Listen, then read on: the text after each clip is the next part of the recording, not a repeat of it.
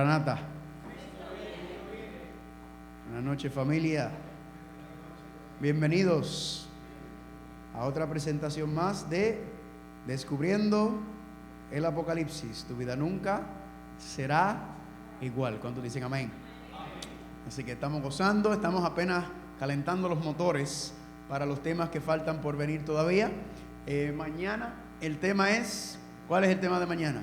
Las bodas del diluvio. Hoy vamos a empezar a analizar Mateo capítulo 24, en donde Cristo dice que así antes de Él regresar será así mismito como fue durante los días de Noé, que estaban comiendo y bebiendo, casándose y dándose en casamiento. Hoy vamos a hablar, ¿verdad?, de ese asunto de comiendo y bebiendo. Mañana vamos a hablar de las bodas del diluvio, porque son advertencias que Cristo le envía a la iglesia para prepararnos, para que no caigamos y cometamos el mismo error que los antidiluvianos, para que estemos pendientes, velando y en pie. Luego el jueves tocamos otro tema de Mateo capítulo 24, que es la abominación desoladora del santuario, ¿verdad? ¿Qué es eso de la abominación desoladora? Dice que cuando vean la abominación desoladora, salid, ¿verdad?, de las ciudades. Así que ese va a ser el tema del jueves. Luego el viernes el tema es: estaré durmiendo o velando para el regreso de Cristo. Cristo le dijo a sus discípulos: ustedes en vez de estar velando, ¿están qué? Durmiendo. Y le llama a la iglesia a estar velando. ¿Qué es ese asunto? ¿Y cómo saber si yo estoy velando o si estoy durmiendo? Si estoy cayendo en el engaño de la iglesia de la Odisea. Luego el sábado tenemos a las 11 de la mañana el tema: el zarandeo, el fuerte clamor y la gran tribulación. Vamos a dar un repaso y vamos a tocar a fondo los eventos que están pasando hoy en día, enseñándonos cuán cerca están estos eventos profetizados, para que estemos pendientes, para que estemos preparados, para que podamos ser salvos. ¿Cuántos dicen amén? Luego entonces el sábado en la tarde tenemos una preciosa ceremonia bautismal. Gloria a Dios. Amén. Y entonces tenemos el último tema, que son las llaves del abismo y el milenio de Apocalipsis. Vamos a tocar el tema de Mateo capítulo 20, que dice que el diablo será amarrado, encadenado por 1000 años. ¿Qué sucede antes del milenio, durante el milenio y después del milenio? Vamos a terminar con los últimos 3 capítulos de Apocalipsis. Y el tema de esta noche es el banquete de Babilonia. Yo me voy a postrar para pedir la dirección del Señor. Si usted quiere y puede acompañarme, por favor, hágalo conmigo. Oremos. Padre Santo, Padre Gloria, te damos gracias nuevamente por ser nuestro Dios, por cuidarnos, por protegernos, por amarnos, por ser tan paciente con nosotros, no queriendo que ninguno se pierda, sino que todos procedan al arrepentimiento y a la salvación. Padre, en esta noche vamos a darle una nueva dimensión a la iglesia de la Odisea y a ver un panorama un poco más profundo y muy, muy importante para nuestros tiempos, es verdad presente. Ayúdanos para que no solamente podamos entenderlo, sino que podamos obedecerlo. Y te lo pedimos todo en el nombre de Cristo Jesús. Amén. Amén. Familia, hemos estado, como mencioné, estudiando, desglosando el tema de la Odisea, ¿verdad? La Biblia habla de la iglesia de la Odisea como la última iglesia justo antes del regreso de Cristo Jesús. Y dice entonces que tenemos que estudiar ese llamado, ese mensaje de amonestación de la Odisea, para que no caigamos, porque en la Odisea están ¿cómo están en la Odisea? Tibios, ¿verdad? Están tibios. El frío conoce su condición espiritual, el caliente está encendido para el Señor, pero el tibio cree que está bien. El tibio no cree, que no es ni frío, y el tibio tampoco, el tibio se cree que está caliente, ¿verdad? El tibio que se cree que está bien, que está haciendo las cosas bien, que todo va marchando muy bien. Entonces Cristo nos advierte, Cristo nos amonesta a decir: sal de la Odisea, estés pendiente. Pero primero para salir tenemos que estar conscientes de que estamos en la Odisea. Y hemos ido profundizando, ¿verdad?, en ese concepto de cómo saber si estamos o no en la Odisea.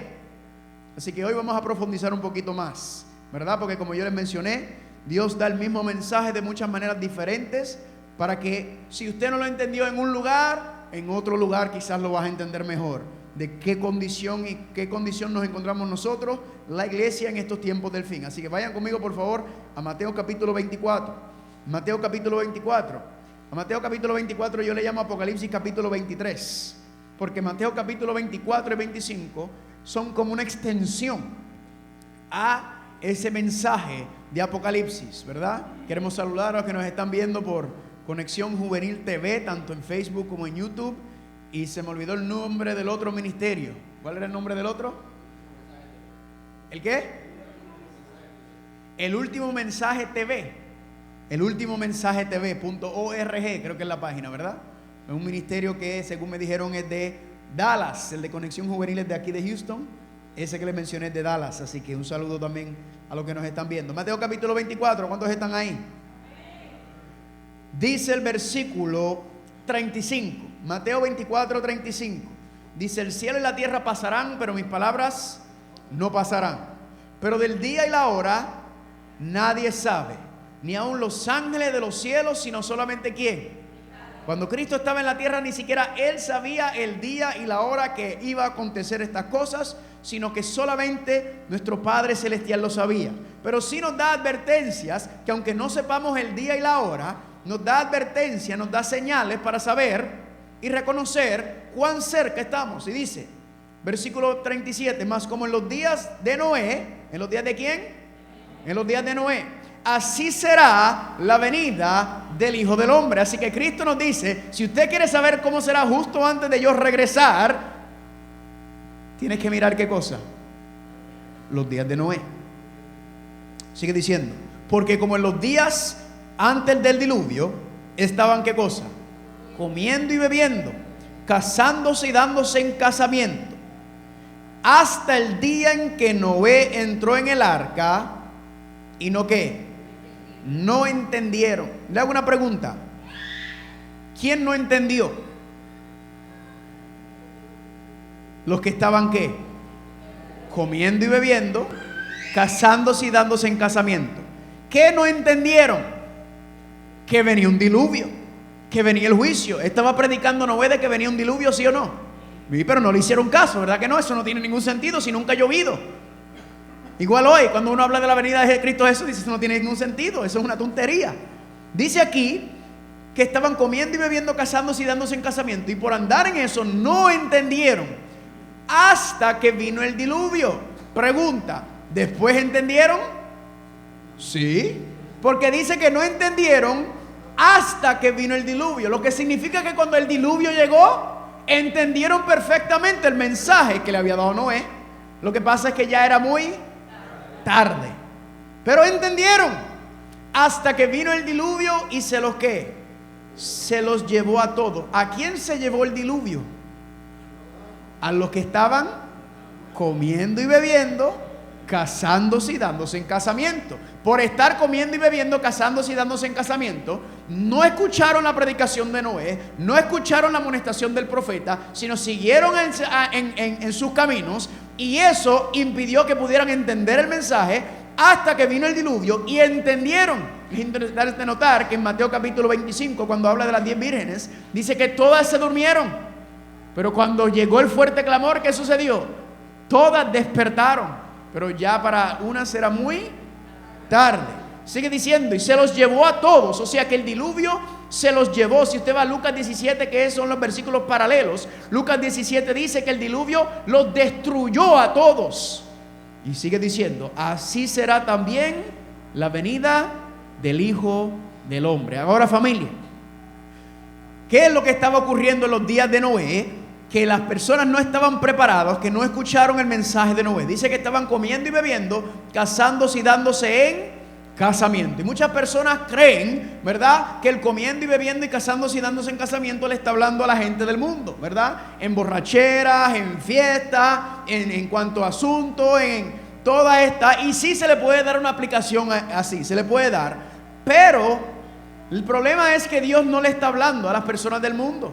Cristo le habla a la iglesia, porque el contexto es a la iglesia. Y dice que la iglesia durante los tiempos de Noé estaban ¿qué cosa? Comiendo y bebiendo, casándose y dándose en casamiento. Ahora, ¿eran Noé los únicos cristianos sobre la tierra? No, Noé y su familia no eran los únicos cristianos. Si usted hace un estudio de las genealogías en Génesis capítulo 5, usted se daría algo de cuenta muy interesante, que Adán era el tatara abuelo de Noé. Y Adán murió justo antes que Noé nacer. O sea, que él vio a casi 8 generaciones de familia. Usted se imagina, hoy en día nosotros tenemos suerte si usted conoce a su tatarabuela. Pero ellos veían su tatarabuela. Inclusive Noé era el abuelo de Abraham. Y Noé vio a Abraham nacer. Si usted hace los cálculos, yo como no tengo más nada que hacer que estudiar la Biblia, pues, ¿verdad? Y uno encuentra unas cosas maravillosas. Así que la iglesia era inmensa. Era inmensa la iglesia en los días de Noé. Pero solamente Noé y su familia se salvaron porque no estaban, ¿qué cosa? Comiendo y bebiendo, casándose y dándose en casamiento. Ahora le hago una pregunta. ¿Hay problemas entre el pueblo de Dios con la comida y la bebida? Podemos mirar a la Biblia desde el comienzo. ¿Cuál es el primer problema? Adán y Eva, ¿sí o no? ¿Es o no es? ¿No fue algo del paladar lo que utilizó el enemigo? ¿Cierto o falso? Sí. Adán y Eva, Caín y Abel, también, ¿verdad? Uno llevó su sacrificio y el otro llevó ¿qué? Los frutos de la tierra. Noé, ¿había problemas con la bebida? Lot, ¿había problemas con la bebida? Jacob y Esaú, ¿había problemas, sí o no? ¿Verdad?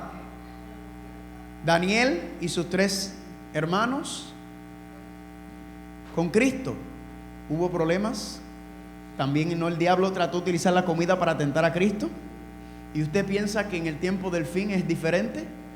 ¿O será que también el enemigo estará utilizando la comida y la bebida, el banquete de Babilonia, para que nosotros caigamos en la misma condición espiritual en la que se encontraba la iglesia en los días de Noé? ¿Están conmigo? Ahora, como les repetí, ese asunto de comer y beber se puede interpretar de borrachera, de intemperancia y de glotonería y de todo ese asunto. Pero yo les voy a mostrar a ustedes qué era lo que estaba pasando en los días de Noé, que la iglesia no estaba preparada para la venida del diluvio, para el juicio que venía, y es la misma condición que se está dando hoy en día en la iglesia también. Ahora, miren este versículo, qué interesante, ¿verdad? Lucas capítulo 5, versículo 33. Entonces ellos le dijeron, los fariseos le dijeron a Cristo, ¿por qué los discípulos de Juan ayunan muchas veces y hacen oraciones? Y así mismo lo de los fariseos, pero los tuyos, ¿qué hacen? Comen y beben. A Jesucristo le dijeron, tus discípulos comen y beben. Ahora, para saber lo que significa comer y beber en el contexto, vamos a ir a otro versículo paralelo, porque eso me encanta la Biblia, porque la Biblia se explica sola. Y vamos a ver qué significa que los discípulos comen y beben. Vayan conmigo a Mateo. Mateo capítulo 9. Mateo capítulo 9. Yo lo iba a poner, pero prefiero que usted lo lea conmigo. Mateo capítulo 9. Mateo capítulo 9. Y vayan conmigo al versículo 14. ¿Qué significa que los discípulos de Cristo comen y beben? Porque ese es el contexto de lo que dice en Mateo 24. Mateo 14, ¿están ahí? Mateo 9, versículo 14 dice, este es el versículo paralelo a Lucas. Entonces vinieron a él los discípulos de Juan diciendo, ¿por qué nosotros y los fariseos ayunamos muchas veces y tus discípulos qué? No ayunan. No sé si están viendo el contraste. Comer y beber es ¿qué cosa? No ayunar. Le dice ahí claramente, tus discípulos, los discípulos de Juan ayunan muchas veces y hacen oraciones, y así también lo de los fariseos, pero los tuyos comen y beben. En otras palabras, tus discípulos no ¿qué? No ayunan. ¿Y qué le dijo Jesucristo en el versículo 15? Jesús le dijo, ¿acaso pueden los que están de bodas tener luto entre tanto que el esposo está con ellos? Pero vendrá días cuando el esposo se les será quitado, y entonces ¿qué harán? Entonces ayunaron. O sea, no estaban ayunando los discípulos en esos tiempos, porque ¿quién estaba con él? Estaba el esposo con ellos, ¿verdad que sí? Estaban de fiesta, pero dijo, cuando yo me vaya, entonces vendrá ¿qué cosa? Vendrán tiempos de ayunar. Así que, familia, la Biblia hace un contraste entre ayunar y comer y beber. ¿Están conmigo? Comer y beber es no ayunar, o ayunar es no comer ni beber. Miren este versículo que interesante, Mateo 11, 18, hablando de Juan el Bautista. Porque vino Juan, que ni comía ni bebía, y dicen, demonio tiene. Familia, ¿está hablando que Juan literalmente no comía y no bebía? No puede estar hablando literalmente, porque si Juan no come y bebe, ¿qué le va a pasar? Se muere. ¿A qué se está refiriendo cuando dice que Juan no come ni bebe? A que Juan, ¿qué hacía? Ayunaba, exactamente. Juan ayunaba. Juan tenía una alimentación muy diferente. ¿Es o no es? La alimentación de Juan era muy diferente a los demás. Juan estaba cumpliendo con un propósito divino que tenía Dios de llamar a preparar el camino, a amonestar al pueblo para la llegada del Mesías, ¿sí o no? Así que miren que interesante, otro versículo haciendo el mismo contraste. Zacarías 7, 4 al 6, habla todo el pueblo del país, Dios le está hablando. Y a los sacerdotes diciendo, cuando ayunaste y lloraste en el 5º y en el 7º mes, esos 70 años, ¿habéis ayunado para mí? Y cuando comiste y bebiste, ¿no comiste y bebiste para vosotros mismos? Así que hay nuevamente un contraste, aparece muchas veces en la Biblia, entre comer y beber y el ayuno. ¿Están conmigo? Lo que significa que ¿qué era lo que le estaba pasando a la iglesia en los tiempos de Noé? Noé estaba predicando un mensaje ¿de qué? De amonestación, diciendo que el juicio viene, el diluvio viene, llamando al pueblo a arrepentirse, llamando al pueblo a humillarse. Pero el pueblo, ¿qué quería? No querían ¿qué? No querían ayunar. ¿Querían qué? Comer y beber. Querían seguir en sus mismas costumbres, en sus mismas tradiciones. No querían escuchar a Noé. Familia, ¿será que eso es lo mismo que está pasando hoy con nosotros en estos tiempos finales? Ahora, durante los tiempos de Jesucristo habían aproximadamente 29 ayunos registrados. 29 ayunos, y 2 veces a la semana se ayunaba. Pero todos esos ayunos que yo les estoy mencionando eran ayunos rituales, ¿verdad? Eran que los fariseos y los sacerdotes habían creado, no eran bíblicos. Pero ¿sabe que hay un ayuno bíblico? ¿Usted sabe que hay un ayuno mandado bíblicamente? No sé si lo sabía. Hay un día en el cual se ayunaba, y era el único día mandado bíblicamente para ayunar. Y usted quizás no le sorprenderá, pero ¿qué día usted cree que se ayunaba bíblicamente? El día de expiación, el Yom Kippur, cuando el sumo sacerdote, una vez al año, en ese gran día, entraba al lugar santísimo para hacer ¿qué cosa? Reconciliación, expiación entre Dios y el pueblo. ¿Cuántos dicen amén? En ese día de expiación, el día más importante del año, ahí, familia, ese día cuando el sumo sacerdote entraba, toda la congregación del pueblo se ponía alrededor del santuario. Y la pregunta era, ¿por qué se ponían alrededor del santuario en el día de expiación? ¿Qué era el propósito de eso? Vayan conmigo a Levítico capítulo 23. Les voy a enseñar, Levítico capítulo 23. Primero vamos a ver las cosas como eran en el viejo pacto, y ahora vamos a ver las cosas, después vamos a ver cómo son las cosas en el nuevo pacto. Porque recuerde que todo lo del viejo pacto eran profecías del cumplimiento verdadero y profético por medio del santuario y de Cristo Jesús. Levítico capítulo 23, vayan conmigo. En Levítico capítulo 23 aparecen las 7 fiestas ceremoniales. Como estudiamos el año pasado, esas 7 fiestas ceremoniales eran 7 profecías. Levítico capítulo 23, ¿están ahí? Versículo 27, dice aquí está el día de expiación. A los 10 días de este mes séptimo será el día de ¿qué? De expiación. Tendrás santa convocación, y ¿qué cosa harán?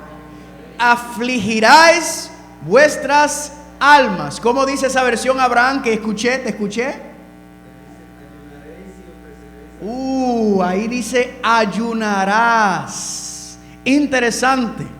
Sigue diciendo, afligiréis vuestras almas y ofrecerán ofrenda encendida al Señor.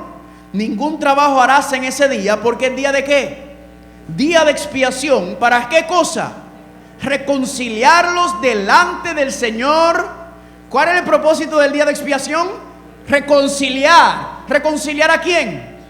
A Dios con la humanidad. ¿Por qué? Porque el pecado que trajo separación, el día de expiación, era el día que se reconciliaba el pueblo con Dios. ¿Cuántos dicen amén? ¡Qué lindo! Versículo 29. Porque toda persona que no se afligiere o que no ayuna, acaba de decir Abraham, en ese día será cortado de su pueblo. Y cualquier persona que hiciere trabajo alguno en ese día, yo destruiré a tal persona de entre su pueblo. Familia, aquí decía que en el día de expiación había que afligir el alma. Si usted no afligía el alma en el día de expiación, ¿qué le pasaba? Usted iba a morir. Usted iba a ser cortado, y ser cortado del pueblo es ser echado fuera del campamento. En el desierto, si a ti te contaban el pueblo y te sacaban del campamento, ¿qué era lo que te esperaba?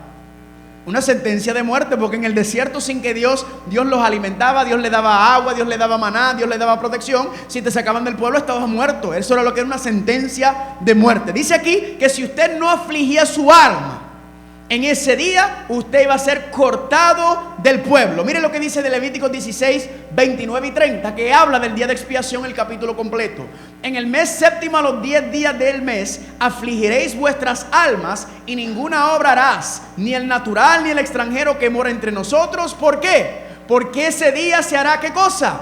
Expiación por vosotros. Ahora, la pregunta es que tenemos que hacer. ¿Qué es afligir el alma? Pues ya tenemos una idea de lo que es afligir el alma, ¿sí o no? ¿Qué es afligir el alma?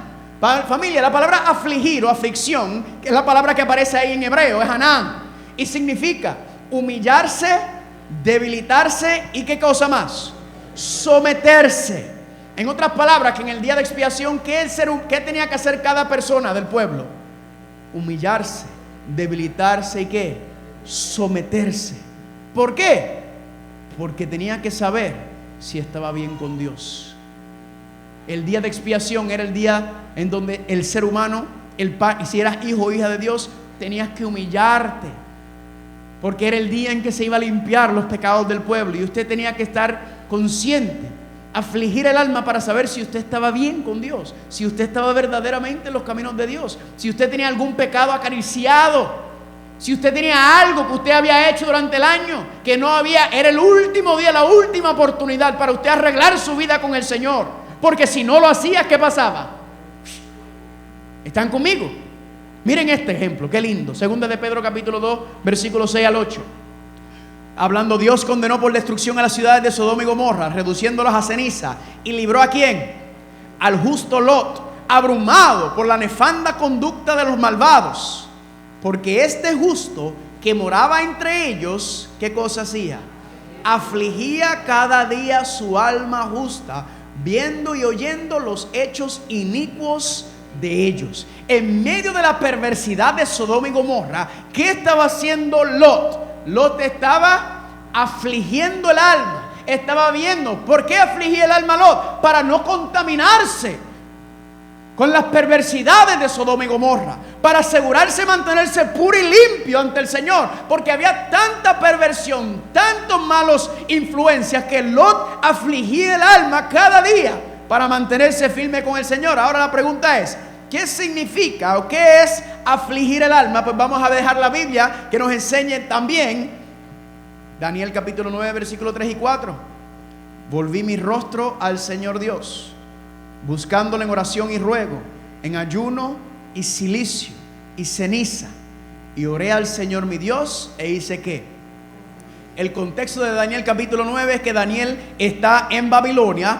Ya se están acabando, está por cumplirse los 70 años que Dios dijo que los iba a dejar castigados en Babilonia para luego sacarlos y regresar a levantar a Jerusalén. Y Daniel, cuando entonces está estudiando en Daniel capítulo 9, mirando la profecía de las 70 semanas, de los 70 años, Daniel ve que está por cumplirse esos 70 años, pero ¿qué le está pasando al pueblo? Que están ¿cómo?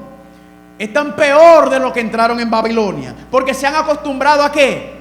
A las modas de Babilonia, a los banquetes de Babilonia, al entretenimiento de Babilonia, a los pasatiempos de Babilonia, a toda la vida y estilo de vida de Babilonia. El pueblo estaba peor de lo que habían entrado y se habían acomodado demasiado a Babilonia o al mundo. Y Daniel, entonces, ¿qué hace cuando ve esa condición? Cuando él ve eso, ¿qué dice? ¿Qué es afligir el alma? Aquí está definido. Es que volver el rostro al Señor. ¿Cómo se vuelve uno el rostro a Dios? Buscándole ¿en qué? En oración y en ruego. ¿En qué más? En ayuno, en cilicio y ceniza. Y oré al Señor mi Dios e hice ¿qué? Todo esto, familia, nos está diciendo lo que es afligir el alma. Y eso era lo que había que hacer, no solamente en esos tiempos, sino especialmente en el día de expiación. Ahora, como decía la versión que estaba leyendo Abraham, decía ahí que afligir el alma directamente era ayunar, ¿verdad? Es un poco más que ayunar, está todo esto, pero el ayuno es una parte muy importante. Y la pregunta es, ¿por qué? ¿Por qué? Y hay mucha gente que yo le caigo muy bien. Dicen, este es muy simpático. Hasta que empiezo a hablar del ayuno. Porque a la gente no le gusta. ¡Ay! El ayuno, ¿qué es eso? ¿Para qué es que la Biblia nos dice que en el día de expiación ellos tenían que afligir el alma, tenían que ayunar, y si no se iban a perder? Pues se lo voy a explicar aquí. Matutina del 2012, páginas 76 al 80. Dentro de ese contexto, mire lo que dice aquí. El principal beneficio que se obtiene del ayuno es la claridad mental. Le hago una pregunta. ¿Por qué necesitamos claridad mental? Sigue diciendo. La claridad mental que proviene de una abstinencia total o parcial de los alimentos. ¿Y qué más hace? Claridad mental 1. Y capacita a la persona a percibir la voluntad de Dios en forma más clara. No he encontrado una definición más exacta que de esa matutina de lo que es el ayuno. ¿Cuáles son los dos propósitos del ayuno? Primero, tener claridad mental. ¿Y para qué es la claridad mental? Que te capacita para percibir la voluntad de Dios en forma más clara. Amén. Así que el ayuno, el propósito no era verse flaco, verse bonito porque se iba a meter en un traje de baño o algo así. O no era porque te ibas a ir a una boda y tenías un pantalón que tenía. No. Hay beneficios físicos al ayuno, pero no estamos hablando de los beneficios físicos. Aquí nos estamos enfocando en el beneficio ¿qué? Espiritual. El propósito del ayuno era poder percibir la voluntad de Dios, poder ver, estoy bien con el Señor, estoy bien con el Señor, estoy viviendo, hay algún pecado acariciado en mi vida, hay algo que no me permite acercarme al Señor, hay algo que no me permite crecer y enamorarme más del Señor. ¿Me están entendiendo? Si no hacían eso, ¿qué pasaba? No tenían claridad mental, y si no tenían claridad mental, no iban a percibir la voluntad de Dios, no iban a ver sus pecados, y si no los veían, no los confesaban, y si no los confesaban y se arrepentían, ¿qué pasaba? Se perdían en el día de expiación. Dice aquí Levíticos 16:30, ya lo leímos, porque en ese día se hará expiación por vosotros y seréis limpios de todos vuestros pecados. ¿Delante de quién? Delante del Señor vuestro Dios. Así que, familia, esto está interesante, porque así como Daniel ayunó para tener esa claridad mental, pregunta, Daniel, ¿Dios le respondió en el capítulo 9, sí o no? Oh, sí, le contestó, y de manera poderosa, donde le dio la profecía de las 70 semanas, ¿verdad? En el capítulo 9 y más adelante. ¿Por qué Daniel recibió tanta claridad, tanta visión de Dios? Porque él hacía ¿qué? Afligía el alma, y él hacía ¿qué? Ayunaba. ¿Están conmigo? Ahora, esto les voy a enseñar que no es solamente para el pueblo de Dios. Quiero que lo sepan.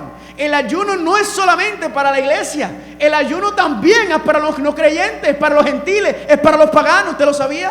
Vayan conmigo al libro de Jonás. Jonás, un libro que se habla mucho, pero a veces se le pasa por encima. Y les voy a enseñar un ejemplo fantástico de lo maravilloso que es el ayuno. Y ay, hermano, el ayuno. Mira el contraste y cómo compara este asunto en Jonás capítulo 3. Jonás capítulo 3, si usted abre su Biblia, Depende, porque si vas del Salmo, pues tendrías que leer un montón de libros para atrás. Si empiezas de atrás para adelante, las escrituras hebreas: Malaquías, Zacarías, Ageo, Sefonías, Habacuc, Nahum, Miqueas, y entonces llegas al libro de Jonás. Jonás, capítulo 3, ¿cuántos están ahí? Amén. Dice ahí: vino palabra del Señor por segunda vez a Jonás diciendo: levántate y ¿qué? Ve a Nínive, aquella gran ciudad, y proclama en ella el mensaje que yo te diré. Le hago una pregunta. Nosotros, como el pueblo de Dios, Dios nos está diciendo que nos levantemos y vayamos al mundo a predicar un mensaje que Él nos ha dado. ¿No le ha dado Dios a la iglesia el mensaje de los 3 ángeles, el evangelio eterno, para salir a predicarlo a todo pueblo, nación, tribu y lengua? ¿Cuántos de nosotros nos estaremos comportando como Jonás? Porque Dios dijo: vete. Y cuando Dios lo mandó la primera vez, ¿Jonás fue? No. ¿Qué hizo? Se fue para el otro lado. Jonás no quiso ir a Nínive. Dios le dijo: vete a Nínive y vete, predica el evangelio de salvación, predica el mensaje eterno. Pero Jonás no quiso. ¿Por qué Jonás no quiso a Nínive? Varias razones, ¿verdad? Primero, es porque Nínive era la ciudad más perversa que existía sobre la tierra en ese momento. Usted agarra todas las ciudades perversas que existen hoy en día en la tierra y únelos, y eso era Nínive. Era perverso, era sanguinario, era un desastre completo. Y eso es la segunda razón por la cual Jonás no quiso ir a Nínive, porque Jonás dijo: esa gente no se va a arrepentir, esa gente no van a escuchar el evangelio eterno, esa gente no va a hacer caso al Dios, al llamado de arrepentimiento. Y la tercera razón por la cual Jonás no quería ir es porque él no creía que ellos merecían el perdón de Dios. Él se creía que él era mejor que ellos. Yo soy del pueblo de Dios, esa gente perversa no merece ser perdonado por Dios. Y por eso se fue al otro lado. Pero Dios lo agarró, ¿y qué hizo?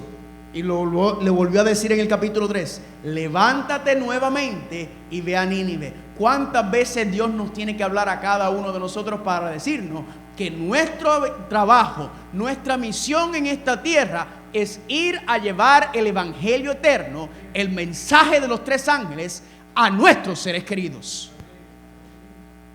Usted y yo, cada uno tiene un campo misionero asignado. ¿Usted lo sabe? Usted tiene un campo misionero que Dios le ha asignado dentro de la viña. Y ese campo misionero, aunque usted no lo crea, ni yo lo puedo alcanzar, ni el pastor lo puede alcanzar, ni los ancianos lo pueden alcanzar. Ese ministerio es suyo nada más. Ese es el suyo. Y Dios te tiene ahí con un propósito y te está diciendo que ve y proclama el mensaje de los 3 ángeles. Noé, en su terquedad, eventualmente fue. Capítulo 3, versículo 3. Y se levantó Jonás, yo dije Noé, y fue a Nínive conforme a la palabra del Señor. Y era Nínive ciudad grande en extremo de 3 días de camino. Y comenzó Jonás a entrar por la ciudad camino de un día, y predicaba diciendo: de aquí a 40 días Nínive será ¿qué? ¡Wow! Usted se imagina que le temblaban las rodillas a Jonás entrando en esa ciudad perversa y diciéndole a los de Nínive: si ustedes no se arrepienten, Dios los va a destruir. Y me imagino que él es como así: viene juicio en 40 días, y salió corriendo, ¿verdad? Porque sabía que si le iban a picar la cabeza enseguida. Ahora, ¿qué fue lo que hicieron cuando Jonás entró a Nínive y proclamó? Fue a llevar el mensaje de los 3 ángeles, el evangelio eterno. Dice aquí: y los hombres de Nínive agarraron a Jonás y le picaron la cabeza y vendieron sus pedazos a los cerdos. Los hombres de Nínive creyeron a Dios. Familia, la ciudad más perversa del mundo escuchó el mensaje de los 3 ángeles. ¿Y qué fue lo primero que hicieron? ¿Cuál es la evidencia de que escucharon de que venía el juicio? Y proclamaron ayuno. ¿Por qué fue que en Nínive, la ciudad más perversa del mundo, se proclamó ayuno? Porque escucharon de que venía ¿qué? Juicio viene.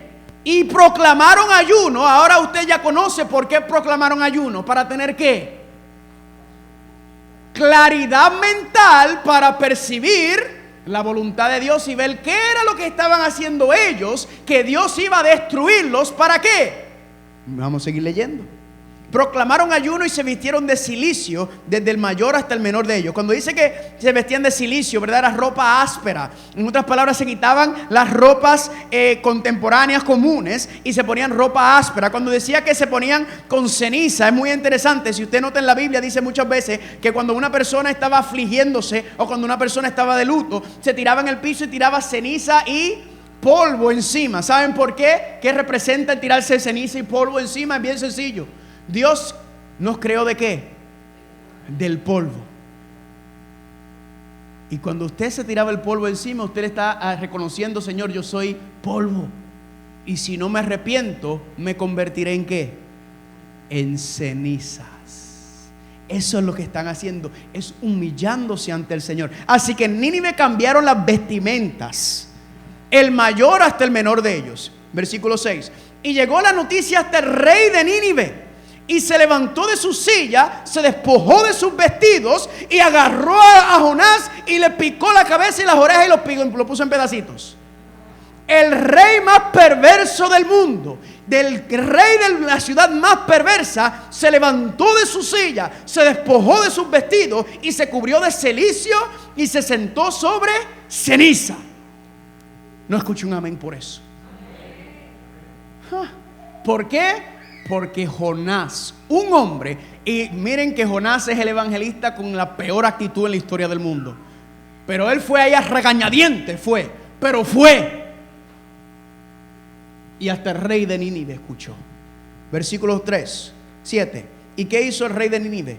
E hizo proclamar y anunciar en Nínive, por mandato del rey y de sus hombres, diciéndonos: hombres y animales, bueyes y ovejas, no gusten cosa alguna, no se les dé alimento ni...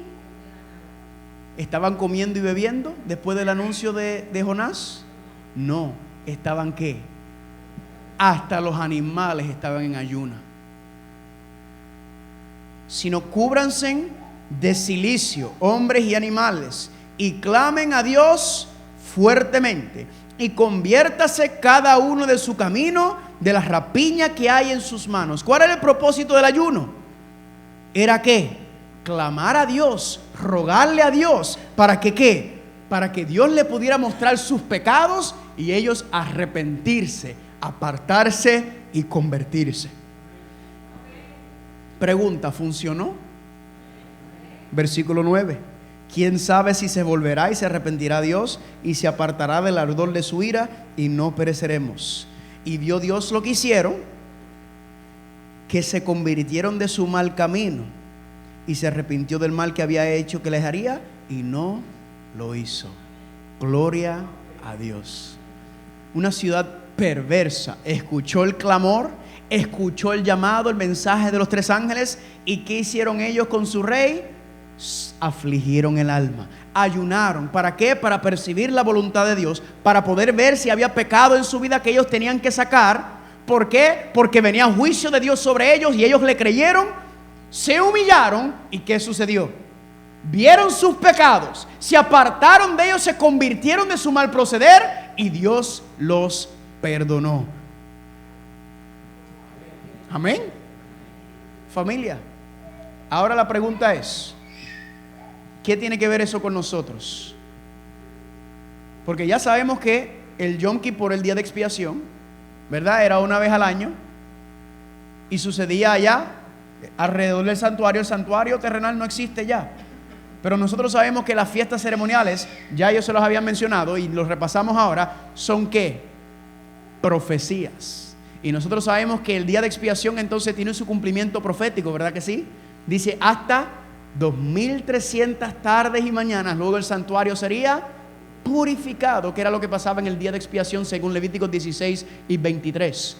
Y nosotros sabemos que cuando fue que comenzó el cumplimiento profético del día de expiación, en el año 1844, según la profecía de Daniel capítulo 8.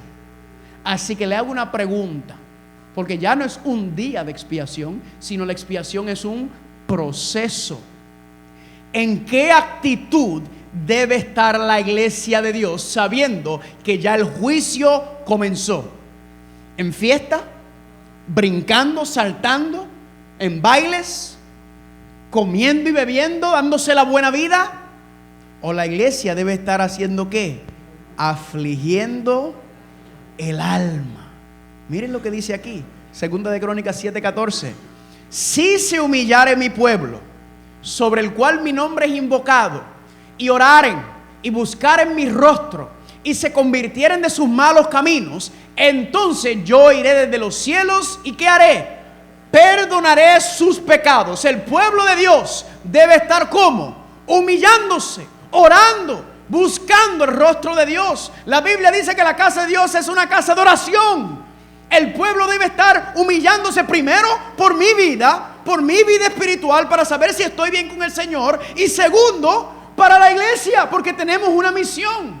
No solamente individualmente, pero corporativamente. Dios nos ha llamado a algo más grande. Dios quería que el pueblo hebreo fuera ese pueblo que saliera a predicar el evangelio eterno, para que los demás se convirtieran y se pudieran salvar. Y ahora igual Dios tiene un pueblo en el tiempo del fin, un pueblo que le ha dado el mensaje final de los mensajes de los 3 ángeles, para salir al mundo a predicar que Cristo viene pronto.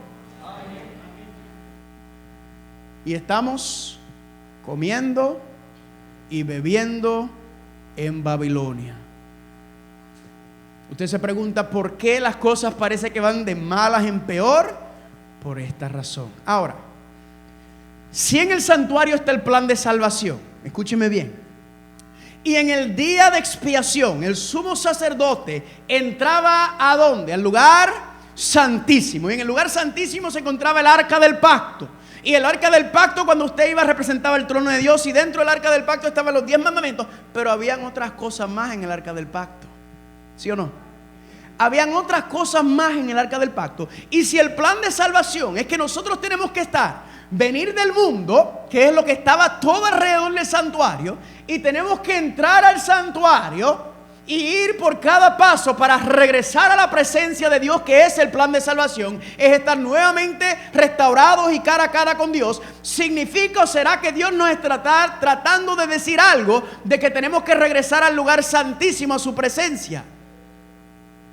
Hebreos capítulo 9 versículos 3 y 4. Y tras el segundo velo estaba la parte del tabernáculo que se llamaba el lugar santísimo, el cual tenía el incensario de oro y el arca del pacto cubierta de todas partes alrededor de oro, en la que estaba una urna de oro que contenía ¿qué cosa? El maná. Familia, en el lugar santísimo, en el arca del pacto, estaba el maná. Ahora, yo le pregunto, ¿yo puedo llamar al maná, si ustedes me permiten, yo puedo llamar al maná comida del cielo? ¿Puedo llamarle maná comida del cielo? ¿Puedo llamarle al maná la comida que Dios le dio a su pueblo? Claro que sí, la dieta de Dios. ¿Podemos llamar al maná así? Ahora, lo que significa que si Dios nos está llamando a regresar al lugar santísimo, ¿será que Dios nos está tratando de decir algo sobre nuestra alimentación? ¿Que tenemos que regresar a dónde? A la dieta que Él nos dio, a la alimentación original, el menú divino. Y cuando usted va a Génesis capítulo 1, usted y yo conocemos muy bien cuál era esa dieta original, cuál era el menú celestial, cuál era la comida que Dios le había dado para la raza humana. ¿Era qué? Vamos a repasarlo. Vayan conmigo a Génesis capítulo 1. Génesis capítulo 1.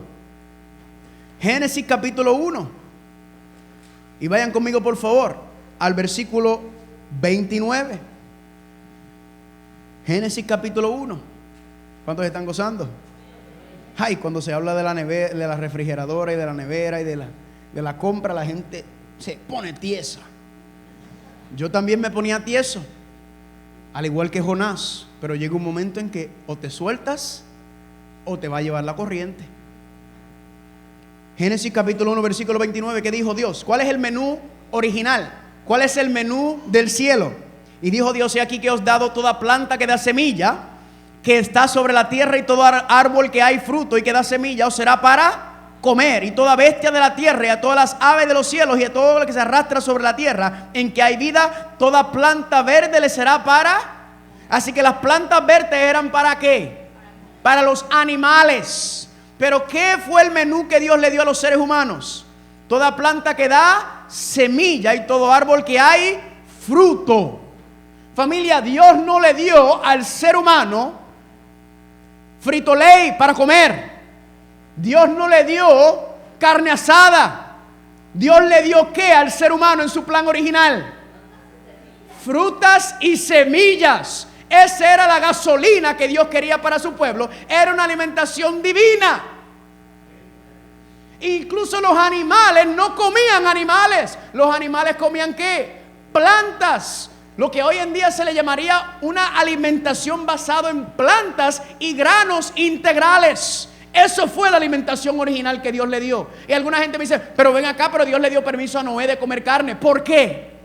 Porque el diluvio iba a venir, iban a estar un año en el arca y no iban a poder comer. Entonces Dios le da permiso de comer ¿qué tipo de carnes? Carnes limpias.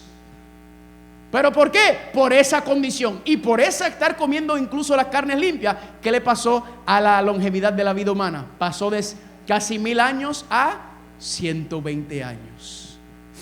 ¿Será que Dios nos está tratando de decir algo? Que cuando tenemos que regresar al lugar santísimo, Dios nos está tratando de decir que tenemos que cambiar nuestra alimentación. Tenemos que dejar de estar comiendo como el mundo, comiéndonos los banquetes de Babilonia. ¿Están conmigo, sí o no? Le hago una pregunta. ¿Tenemos un ejemplo en la Biblia sobre esto? Oh, sí. Familia, si usted estudia el libro de Daniel, a mí una persona recientemente muy inteligente me dijo, mira el libro de Daniel, y si tú vas al libro de Daniel, capítulo por capítulo, tú te vas a dar de cuenta que ya nosotros sabemos que Daniel es lo mismo que va a pasar en los tiempos finales, ¿verdad? Se va a repetir lo mismo. Daniel nos enseña el proceso por el cual el cristiano, el ser humano, tiene que pasar para regresar a la presencia de Dios en Daniel capítulo 12. Y Daniel capítulo 1 comienza con algo muy interesante, ¿sí o no? ¿Qué hicieron? Sacaron a los hijos de Dios de Jerusalén y los llevaron ¿a dónde? A Babilonia.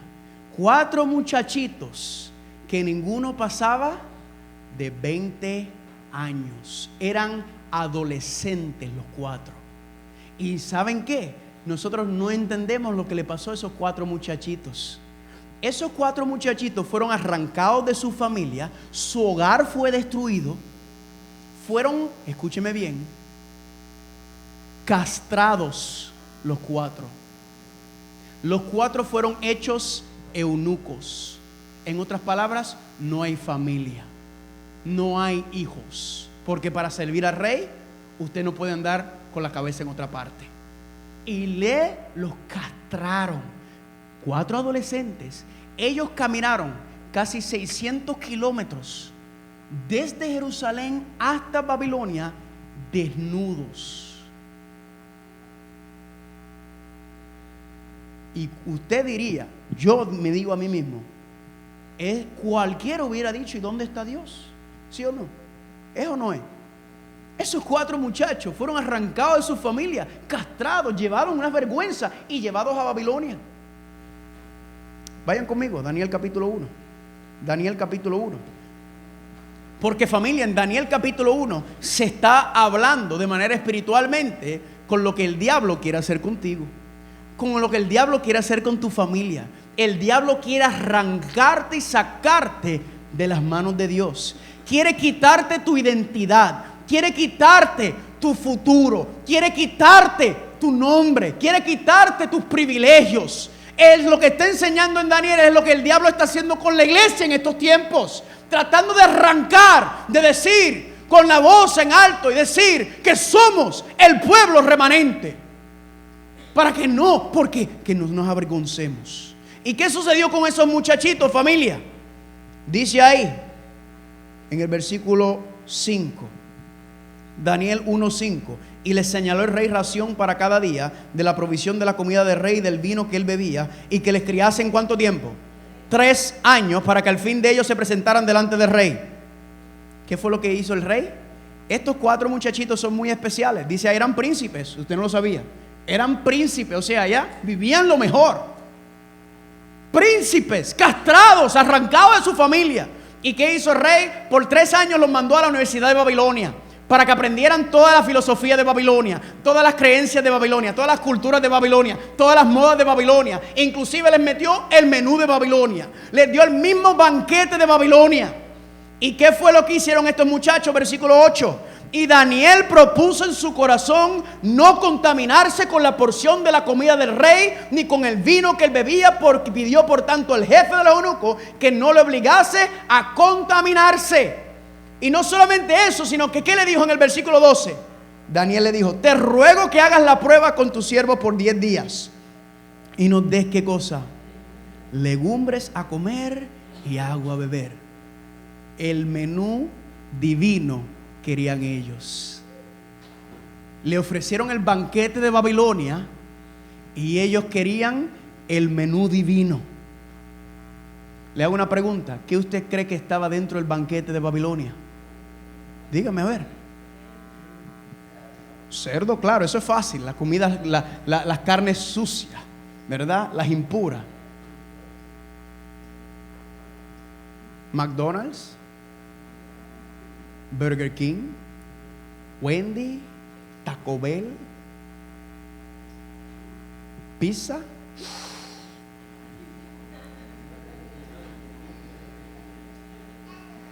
Pepsi Cola, frituras, todo ¿qué? Todo lo que el mundo ofrece, ¿sí o no? El diablo es diablo por la cantidad de experiencia que él tiene sabiendo cómo hacer a los hijos de Dios caer. El diablo sabe que si yo logro corromper la mente de ellos, yo los puedo controlar. ¿Y cómo el diablo logra corromper la mente del ser humano? ¿Por medio de qué? De lo que comemos. Estos 4 jovencitos, que ninguno pasaba de 20 años, no querían el banquete de Babilonia, sino que querían ¿qué? El menú divino. Escúcheme bien. Ellos, nadie le hubiera dicho nada después de lo que habían pasado. Si ellos dijeran: mira, Dios no está con nosotros, olvídense de eso, vamos a comer. Ellos arriesgaron su vida por mantenerse fiel y firme en el menú divino. Pregunta: por su fidelidad en medio de Babilonia, ¿Dios los bendijo, sí o no? Oh, sí. ¿Qué dice el versículo 17? A estos 4 muchachos Dios le dio conocimiento e inteligencia en todas las letras y ciencias, y Daniel tuvo entendimiento en toda visión y sueños. Familia, ¿será que Dios nos está tratando de hablar y decir a nosotros que al igual que ellos, nosotros, para poder no contaminarnos con Babilonia, para poder mantenernos firmes en pie, tenemos que hacer igual que esos 4 muchachos y rechazar el banquete de Babilonia? Tenemos que rechazar y comer y regresar a la alimentación original que Dios nos dio. Dice en Apocalipsis 14, 6, 7: vi volar por el medio del cielo a otro ángel que tenía ¿qué cosa? El evangelio eterno, para predicarlo a los moradores de la tierra, a toda nación, tribu, lengua y pueblo, diciendo a gran voz: teme a Dios y dadle gloria. Ahora sabemos que ese darle gloria está hablando del proceso de la santificación, en donde la gloria de Dios fue quitada del ser humano por culpa del pecado, y por medio de la santificación el Espíritu Santo restaura, renueva la imagen de Dios, el carácter de Dios en el ser humano, y volvemos a darle gloria. ¿Cuántos dicen amén? Todo eso lo hablamos el año pasado, pero hay algo más profundo. Porque el proceso de la santificación, hay algo que usted y yo tenemos que hacer para poder ser santificados, para poder ser renovados. ¿Y qué es esa? ¿Cómo le damos gloria a Dios? 1 Corintios 10:31: si pues comes o bebes o haces otra cosa, hacerlo todo ¿para qué? Así que por medio de lo que comemos también le damos o no le damos gloria a Dios. ¿Sabe que no es la comida? Porque ¿qué pasa? Toda la comida usted la mete en la boca y la mastica y se la traga y la digiere. La diferencia es lo que la comida de Babilonia hace cuando está aquí adentro y lo que hace la comida del menú divino. Porque ¿qué tiene la comida de Babilonia, familia? Aditivos, que yo le llamo adictivos, colorantes, todo eso que veneno puro, familia. Y nosotros nos los tragamos con un gozo y una alegría. ¿Sí o no? Y por eso es que después de hartarse un plato, un fast food, te lo digo por experiencia, ¿qué usted hace? ¿Usted está embobado? Y se pone frente a la televisión. Porque el diablo, ¿qué? El diablo quiere corromper tu mente. El diablo quiere destruirte. Por eso, familia, nosotros aquí no solamente hablamos de la alimentación, sino también nosotros en la iglesia que enseñamos las 8 leyes bíblicas para una salud óptima. Y la gente mira, yo conozco mucho que hay, ¿qué es eso? ¿Qué es eso? Bueno, pues sigue usted, porque esto viene de la Biblia. Esto es bíblico. Este es el plan que Dios tiene para tu vida, para que puedas tener ¿qué? Una salud óptima. ¿Por qué Dios quiere que tú tengas una salud óptima? Para que puedas dar un buen testimonio. Para que la gente pueda verte con lo... Oye, pero usted se mantiene muy bien. Usted se ve muy saludable. Usted no tiene todas estas condiciones. ¿Por qué? Porque yo me alimento con el menú divino. Y para que puedas tener muchos años de fuerza y de vigor. ¿Para qué? Para salir a predicar el evangelio. Para no estar cansado todo el tiempo y arrastrándonos. No, es que estoy cansado. ¿Estás cansado? No por el trabajo. Estás cansado por la comida que nos agota y nos debilita.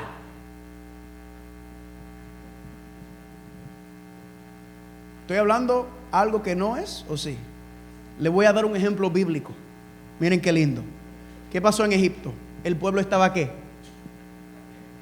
Esclavo. ¿Descansaban ellos? No. ¿Qué comían? ¿La comida de dónde? De Egipto, de Babilonia, del mundo, ¿verdad? Y se hartaban de esa comida. Hasta el punto de que cuando los sacaron de ahí, los llevaron al desierto, ¿qué le dijeron a Moisés? Queremos las carnes de Egipto. Queremos la comida de Egipto. Y Dios dándole maná. Y ellos preferían la comida del mundo. Y Dios que le estaba diciendo, mis hijos, escúchenme por favor. ¿Cómo pueden ustedes apartarse de Egipto? Porque aunque Dios los había sacado de Egipto, Egipto seguía en ellos. Y Dios tenía que ¿qué? Sacarle a Egipto de adentro. ¿Cómo lo quería hacer Dios? Éxodo 15:26. No, yo soy el Señor su Dios. Si escuchan mi voz y hacen lo que yo considero justo y si cumplen mis leyes y mis mandamientos, no traeré sobre ustedes ninguna de las enfermedades que traje sobre los egipcios. Yo soy el Señor que les devuelvo ¿qué cosa? Que soy su sanador. El Señor quería ¿qué? Sanar al pueblo. Usted sabe que todas las enfermedades que se tienen hoy en día también se tenían en Egipto. Yo vi un doctor que hizo un desglose bíblicamente de la diabetes y la alta presión y todo lo que tenemos, los cánceres, todo lo que tenemos hoy en día lo tenía el pueblo de Dios en Egipto. ¿Por qué? Porque ¿qué estaban comiendo? La comida de Egipto. Éxodo 23:25. Mas al Señor vuestro Dios serviréis. Yo bendeciré a tu pan y tus aguas. Yo quitaré toda enfermedad de en medio de ti. ¿Cómo es que Dios quita las enfermedades de en medio de su pueblo? ¿Haciendo así, ¡pum!, para que se vayan? No. ¿Dándoles qué? Dándoles el menú divino para enseñarle a su pueblo qué hay que hacer. Las 8 leyes de la salud para que el pueblo pueda vivir ¿qué? Óptimo. Amén. Nosotros tratamos nuestros carros mejores que nosotros. ¿Usted lo sabe? Al carro usted lo lleva que le pongan el mejor aceite, que le pongan esto, que lo chequeen, que le hagan todo esto. Quizás todo, pero algunos yo sé que sí lo hacen. Pero ¿y este cuerpo que Dios nos dio? Que nos dio esta herramienta que nos dio para predicar el evangelio, ¿qué pasa con él? ¿Tan descuidados somos? ¿Sí o no? ¿Estoy hablando o no que estoy hablando lo que es algo que es bíblico? ¿Están conmigo? Pero quiero decirle algo. No estoy hablando solamente de la comida, porque el diablo no solamente nos contamina por medio de la comida, porque hay algo que se llama las avenidas del alma, que además de la boca son ¿qué cosa? Así que si queremos profundizar un poco más en lo que está enseñándonos Dios sobre Babilonia, que tenemos que salir de ella, primero nos dio la primera enseñanza, es que dejemos de comer, ayunen, en otras palabras, dejen de comer la comida de Babilonia. Pero Dios nos está tratando de dar una enseñanza más profunda sobre Babilonia y empieza con la comida. Es el primer paso que Dios quiere para la renovación total. Pero hay otras cosas que Dios quiere enseñarnos. Hay otras cosas que quiere. Miren aquí, porque no solamente es el ayuno físico, sino también es el ayuno mental, espiritual. La palabra ayuno en griego es la palabra nestis y en hebreo snum. ¿Y saben lo que significa la palabra ayuno? Cubrir, poner encima. Así que si hablamos de ayuno de comida, ¿qué estamos poniendo? ¿Qué estamos cubriendo? la boca. ¿Están conmigo? Así que podemos hablar del ayuno de comida, de tapar la boca para no comer cosas que no deberíamos estar comiendo, pero también nos está hablando de tapar ¿qué? Porque está el alimento físico y está el alimento. El diablo te quiere agarrar por cualquiera de las dos, y si puede por las dos, mejor. Y nosotros le estamos entregando las avenidas del alma. Mira lo que dice en 1 Corintios capítulo 6, versículo 18 al 20. ¿O ignoráis que vuestro cuerpo es templo del Espíritu Santo, que está en vosotros, el cual tenéis de Dios, y que no sois vuestro? Porque comprados sois por precio. Glorificad pues a Dios en vuestro cuerpo y en vuestro ¿qué? Espíritu, los cuales son de Dios. Dice, tu cuerpo no te pertenece. Si usted se llama hijo o hija de Dios, este cuerpo no es suyo. Este cuerpo le pertenece ahora ¿a quién? A Dios. Dios dijo, yo te compré con sangre, con la sangre de mi hijo. Tu cuerpo y tu espíritu, que es tu mente, me pertenecen a mí ahora. Ahora yo lo voy a utilizar para mi gloria. Ahora yo voy a utilizarte tanto mentalmente, físicamente y espiritualmente para darme a conocer al mundo, para que conozcan quién yo soy, para que vean mi gloria por medio de tu testimonio. Le pertenecemos ahora a Dios. Ahora, familia, ¿con qué adoramos a Dios? Le hago una pregunta. ¿Con qué adoramos a Dios? Si a mí me pican una pierna, ¿puedo adorar a Dios? Si me pican la otra pierna, ¿puedo adorar a Dios? Si me pican los brazos, ¿puedo adorar a Dios? Si me pican las orejas, ¿puedo adorar a Dios? Si me pican la lengua, ¿puedo adorar a Dios? Sí. ¿Por qué? Porque la adoración no está dependiendo de nada físico, sino la adoración ocurre ¿en dónde? En la mente. La palabra adoración en griego es la palabra proskuneo, y la palabra proskuneo no significa brincar y saltar y darle. Eso no es adoración. La palabra adoración, ¿sabe lo que significa en griego? Significa ponerse de rodillas y pegar la frente en el suelo, en el piso, que es una señal de ¿qué? De afligir el alma. La adoración ocurre ¿en dónde? Ahora, si la comida contamina mi cuerpo y envenena mi mente, significa que si yo estoy comiendo las cosas equivocadas, ¿será que estoy adorando a Dios de manera equivocada? ¿Será que mi adoración a Dios está distorsionada? ¿Por qué? Porque estoy contaminando esto. Y si yo adoro a Dios con esto, significa que puede ser que yo crea que estoy bien y verdaderamente estoy ¿cómo? Mal. ¿Estoy hablando cosas que no son?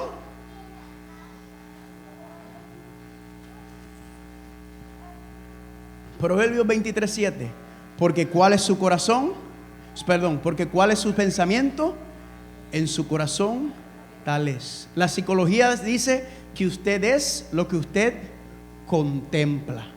Familia, ¿será que estamos haciendo y viendo cosas que no deberíamos ver? Dios nos dio un cuerpo al igual que Adán para darle gloria al Señor, para que por medio de él pudiéramos contemplar la gloria de Dios, que nuestros pensamientos fueran puros y nobles, que fueran acciones buenas. Pero será, familia, que por medio de las cosas que estamos viendo, no solamente comiendo, viendo, estamos nosotros degradando este cuerpo que Dios nos dio. Estamos quizás no cumpliendo el propósito de él. ¿Por qué? Por las cosas que estamos comiendo y que estamos viendo. Vayan conmigo a Lucas capítulo 11. Lucas capítulo 11. Te conviertes en lo que tú contemplas. ¿Te conviertes en qué? En lo que tú contemplas. Lucas capítulo 11.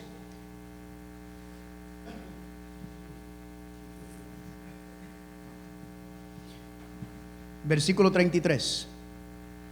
Nadie pone en oculto la luz encendida, ni debajo del almud, sino en el candelero, para que los que entren vean la luz. Versículo 34. La lámpara del cuerpo es, cuando tu ojo es bueno, también todo tu cuerpo está lleno de luz. Pero cuando tu ojo es maligno, también tu cuerpo está en. Le hago una pregunta, ¿está hablando Dios literalmente de mi ojo? ¿Mi ojo cuando ve algo se pone malo y se pone en rebeldía y tengo que pelear con mi ojo? ¿De qué está hablando? ¿Por qué? ¿Por dónde entra? Por aquí, por aquí. Sigue diciendo. Mira pues, no suceda que la luz que en ti hay sea tinieblas. Así que si todo tu cuerpo está lleno de luz, no teniendo parte alguna de tinieblas, será todo luminoso, como cuando una lámpara te alumbra con su resplandor. ¿Qué es lo que está diciendo Dios ahí? Que lo que tú estés contemplando y lo que tú estés viendo, en eso te vas a convertir. Romanos 12, 1, 2. Así que hermanos, os ruego por las misericordias de Dios que presentáis vuestros cuerpos en sacrificio vivo, santo, agradable a Dios, que es vuestro ¿qué? Familia, todo este cuerpo y esta mente le pertenecen a Dios. Y Dios dice que con eso nosotros le presentamos un ¿qué? Un culto o una adoración racional. ¿Dónde ocurren las cosas racionales? ¿En dónde? En el cerebro. Dice aquí, no se amolden al mundo actual, sino sean transformados mediante la renovación de su mente. Así, escúcheme bien, si permitimos que Dios haga una transformación, una renovación de nuestra mente, entonces podremos comprobar cuál es la voluntad de Dios, buena, agradable y perfecta. Lo que significa que si no le permitimos hacer eso, no vamos a conocer la voluntad de Dios. Ahora entienden por qué Dios nos pide que cuidemos nuestra alimentación, que Dios nos pide que cuidemos y velemos lo que estamos viendo. ¿Por qué, familia? Mire lo que dice aquí, Camino a Cristo.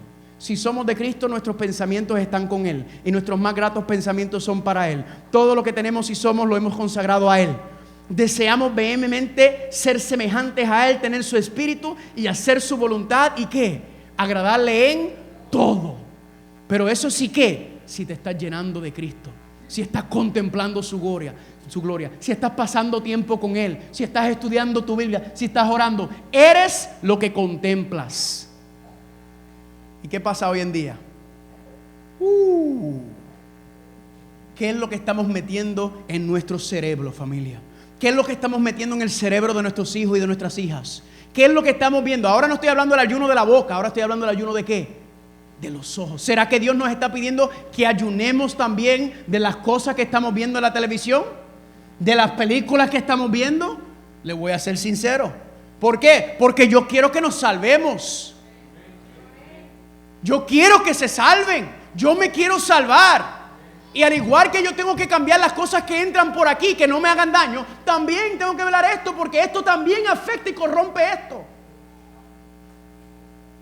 ¿Y qué estamos viendo, familia? Como nos encanta, no vamos al cine, aunque hoy en día tampoco eso es común, ¿verdad? Pero nos pasamos viendo y comiendo las películas de Babilonia, ¿sí o no? ¿Qué es lo que vende Hollywood? Dígame, ¿qué vende Hollywood? Violencia, sexo, sensualidad, sexualidad, venganza. Todo eso es lo que vende, ¿sí o no? Las televisiones, los programas, adulterio, las novelas, esos son venenos, familia.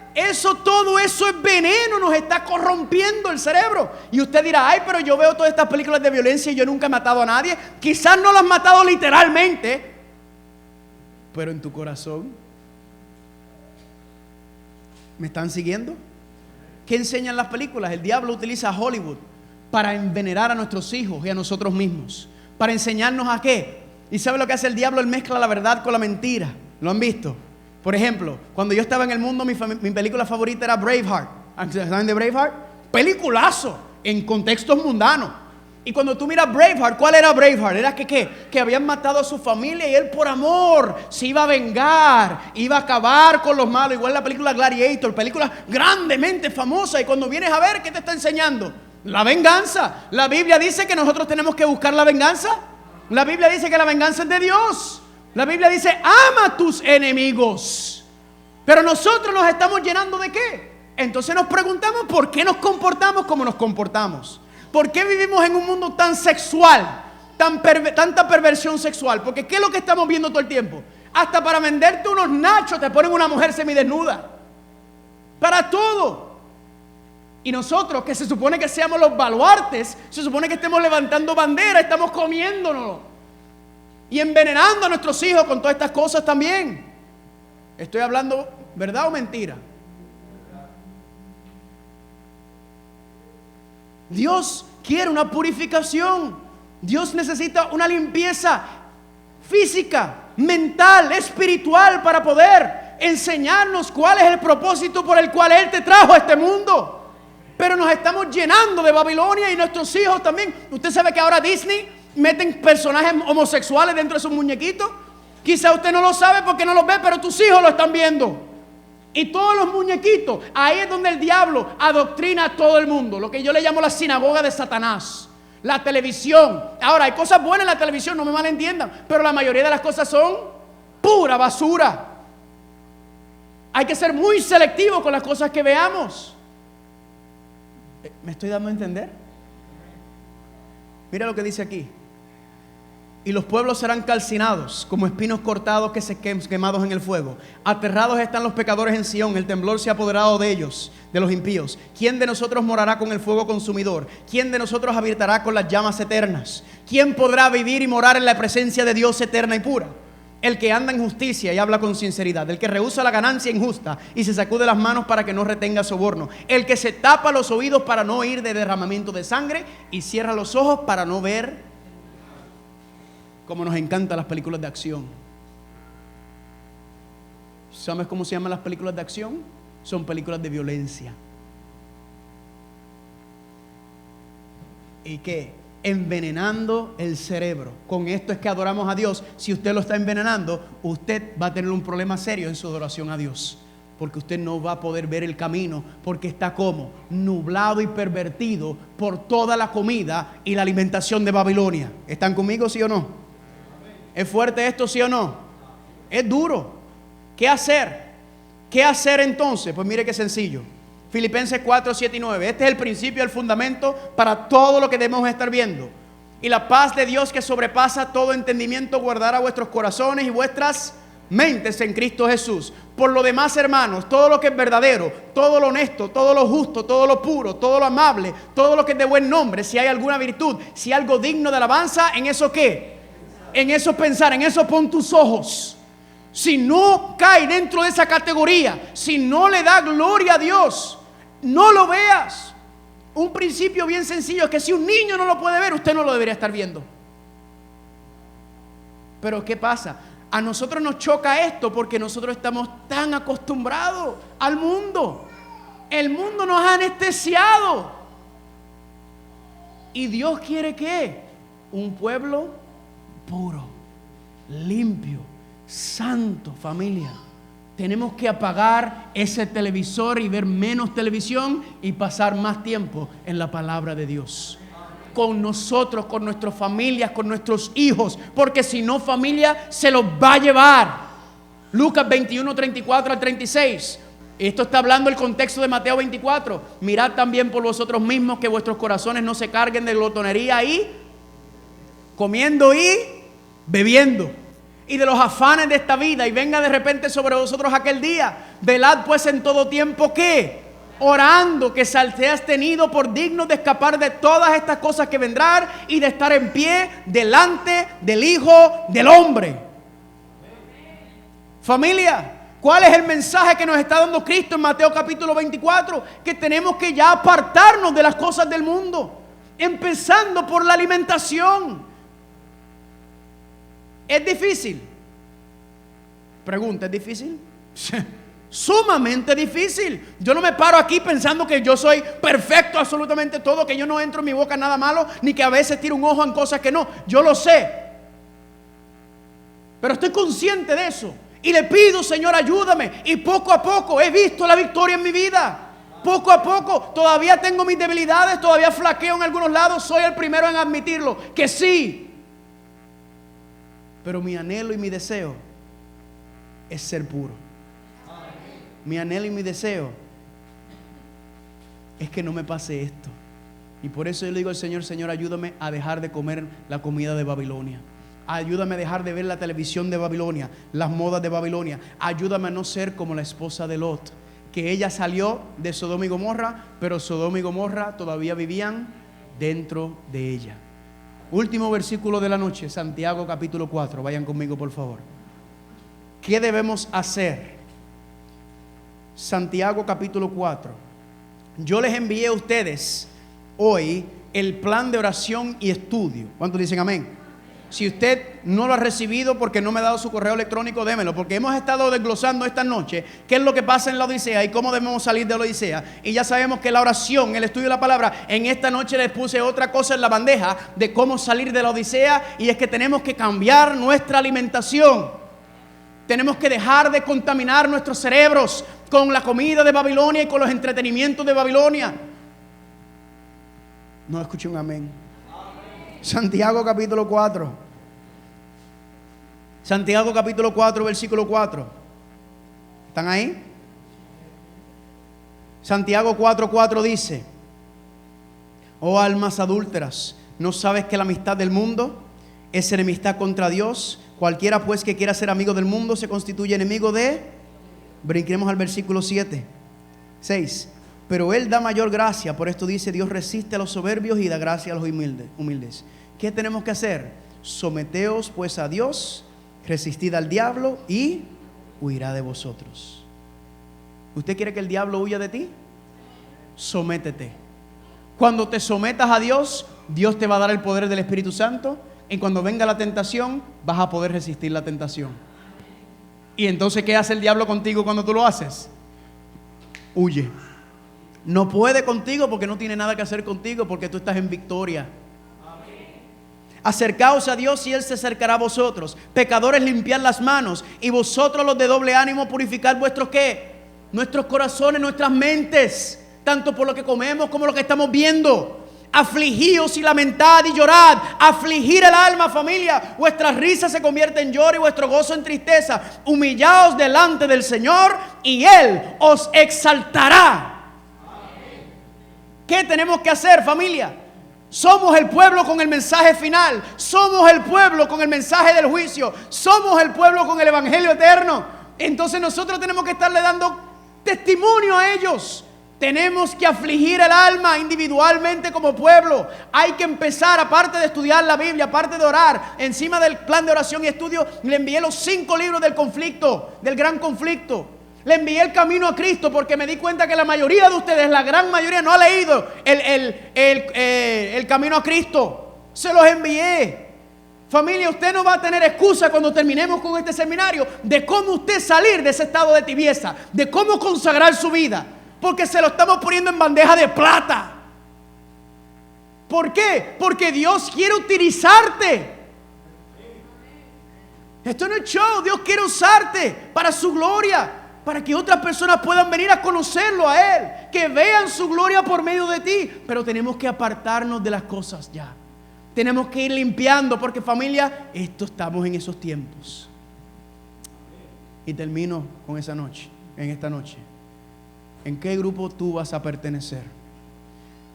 ¿En los que estaban comiendo y bebiendo, que no querían escuchar la amonestación, que no querían escuchar la advertencia, que no querían escuchar al profeta y que querían vivir como ustedes querían ser parte del pueblo de Dios y llamarse hijos de Dios, pero querían vivir como ustedes querían vivir? Usted está en toda su libertad de tomar esa decisión. O usted puede decir: yo no quiero caer en ese engaño. Yo quiero estar despierto. Yo quiero estar con la mente cuerda, limpia, sana, para poder percibir la voluntad de Dios y empezar a hacer la obra que Él tiene que hacer con nosotros. Primero, sacando el pecado de nuestras vidas, y segundo, cumpliendo el propósito por el cual tiene por ti.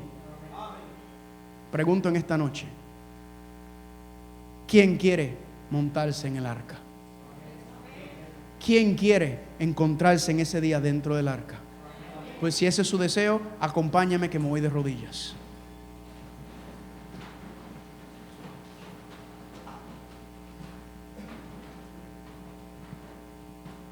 Padre Santo, te damos gracias por este mensaje de Mateo capítulo 24, en donde se nos enseña la condición de la iglesia en el tiempo del fin. Una iglesia que está comiendo y bebiendo, casándose y dándose en casamiento.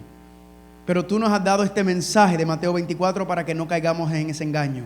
Que empecemos a ayunar, Padre. Que empecemos a tapar la boca de aquellas cosas que no deberíamos estar comiendo, que estamos muy conscientes de eso, pero somos muy tercos a veces. Somos muy duros porque nos gusta, la carne le gusta eso. Pero solamente tu Santo Espíritu puede ayudarnos para que podamos sacar la comida de Babilonia de nuestras vidas, para que podamos tener la mente clara, para luego entonces tener una relación más cercana contigo, para percibir tu voluntad, para saber cuál es la obra que tenemos que hacer en estos días. Padre, no estamos en Babilonia, pero hay muchos de Babilonia aquí adentro. Hay muchos en la Odisea, hay muchos tibios, hay muchos comiendo y bebiendo. Ayúdanos a salir de ese estado. Ayúdanos a abrir los ojos, Padre.